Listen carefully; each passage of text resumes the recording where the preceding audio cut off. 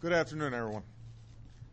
Over the last several days, the American people have been both heartbroken and deeply concerned about the developments in Japan. We've seen an earthquake and tsunami render an unimaginable toll of death and destruction on one of our closest friends and allies in the world. And we've seen this powerful natural disaster cause even more catastrophe through its impact on nuclear reactors that bring peaceful energy to the people of Japan. Today I wanted to update the American people on what we know about the situation in Japan, what we're doing to support American citizens and the safety of our own nuclear energy, and how we are helping the Japanese people contain the damage, recover, and rebuild. First, we are bringing all available resources to bear to closely monitor the situation and to protect American citizens who may be in harm's way. Even as Japanese responders continue to do heroic work, we know that the damage to the nuclear reactors in Fukushima Daiichi plant poses a substantial risk to people who are nearby. That is why yesterday we called for an evacuation of American citizens who are within 50 miles of the plant. This decision was based upon a careful scientific evaluation and the guidelines that we would use to keep our citizens safe here in the United States or anywhere in the world. Beyond this 50-mile radius, the risks do not currently call for an evacuation, but we do have a responsibility to take prudent and precautionary measures to educate those Americans who may be endangered by exposure to radiation if the situation deteriorates. That's why last night I authorized the voluntary departures of family members and dependents of U.S. officials working in northeastern Japan. All U.S. citizens in Japan should continue to carefully monitor the situation and follow the guidance of the U.S. and Japanese governments. And those who are seeking assistance should contact our embassy and consulates, which continue to be open and operational. Second, I know that many Americans are also worried about the potential risks to the United States. So I want to be very clear. We do not expect harmful levels of radiation to reach the United States, whether it's the West Coast, Hawaii, Alaska, or U.S. territories in the Pacific.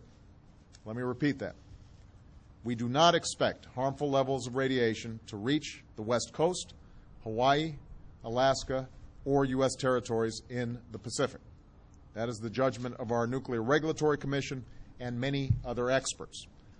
Furthermore, the Centers for Disease Control and Prevention and public health experts do not recommend that people in the United States take precautionary measures beyond staying informed. And going forward, we will continue to keep the American people fully updated, because I believe that you must know what I know as President. Here at home, nuclear power is also an important part of our own energy future, along with renewable sources like wind, solar, natural gas, and clean coal. Our nuclear power plants have undergone exhaustive study and have been declared safe for any number of extreme contingencies.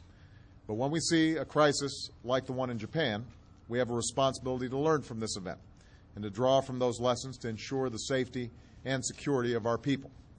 That's why I've asked the Nuclear Regulatory Commission to do a comprehensive review of the safety of our domestic nuclear plants in light of the natural disaster that unfolded in Japan.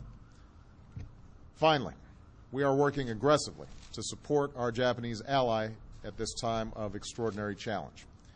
Search and rescue teams are on the ground in Japan to help the recovery effort. A disaster assistance and response team is working to confront the aftermath of the earthquake and tsunami. The U.S. military, which has helped to ensure the security of Japan for decades, is working around the clock. To date, we've flown hundreds of missions to support the recovery efforts and distributed thousands of pounds of food and water to the Japanese people.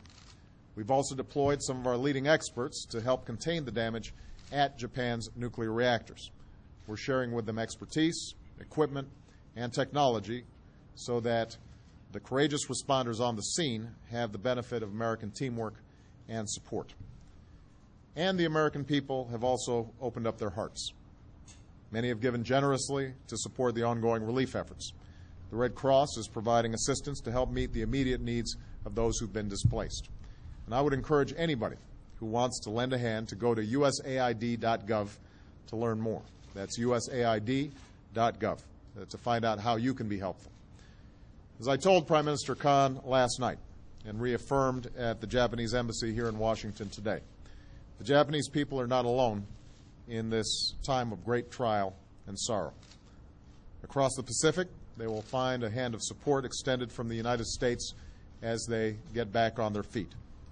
After all, we have an alliance that was forged more than a half-century ago and strengthened by shared interests and democratic values. Our people share ties of family, ties of culture, and ties of commerce. Our troops have served to protect Japan's shores, and our citizens have found opportunity and friendship in Japan's cities and towns. Above all, I am confident that Japan will recover and rebuild because of the strength and spirit of the Japanese people. Over the last few days, they've opened up their homes to one another. They've shared scarce resources of food and water. They've organized shelters, provided free medical care, and looked out for their most vulnerable citizens. One man put it simply, it's a Japanese thing. When hard times hit, we have to help each other. In these hard times, there remains nevertheless hope for the future.